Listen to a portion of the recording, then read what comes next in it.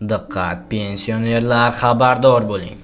1-yanvar sanasidan boshlab barchani quvontiradigan xabar e'lon qilindi. Fuqarolarni ko'proq qiziqtiradigan yangiliklar bo'ladi. 2026-yilda katta o'zgarishlar yili bo'lishi kutilmoqda. Tezda xabardor bo'ling. Assalomu alaykum hurmatli tomoshabinlar. Tezkor yangiliklardan birinchilardan bo'lib xabardor bo'lishni istasangiz, videorolik ostiga like tugmachasini bosib qo'yishni unutmang. Like bosgan insonning qo'llari Ka'batulloh devorlarini ushlasin. Diqqat qiling. Iqtisodiyot va Moliya vazirligi 2026-yil uchun davlat byudjeti loyihasini ommaga taqdim etdi. Bu haqida Zamon.uz xabar berdi. Mazkur hujjatda kelgusi yilda ish haqi, pensiya, stipendiya va nafaqalarni oshirish uchun 6 trillion so'm ajratilishi belgilangan. Ushbu mablag'lar xizmatlari narxlarining oshishi va yangi ish o'rinlarining yaratilishi bilan bog'liqligini o'z ichiga oladi.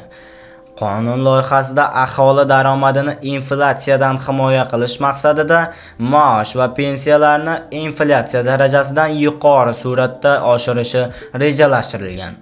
Prognozlarga ko'ra 2026-yil mamlakatdagi inflyatsiya darajasi 7% atrofida bo'lishi kutilmoqda.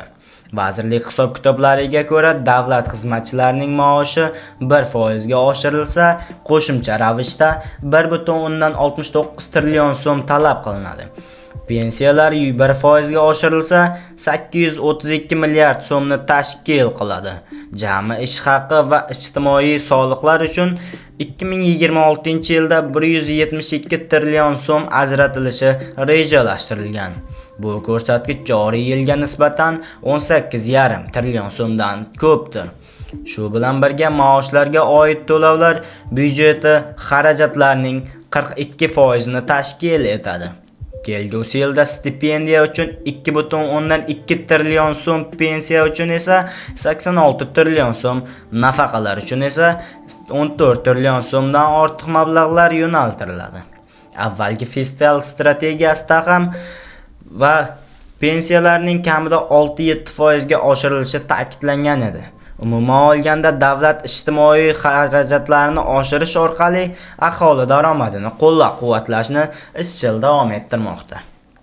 2026-yil aholining ijtimoiy farovonligini oshirishga qaratilgan muhim o'zgarishlar kutilmoqda.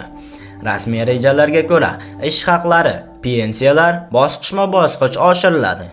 Bu qaror millionlab fuqarolarning, xususan byudjet tashkilotlar xodimlari, nafaqaxo'rlar va kam ta'minlangan qatlam vakillari uchun katta yangilik bo'lishi kutilmoqda.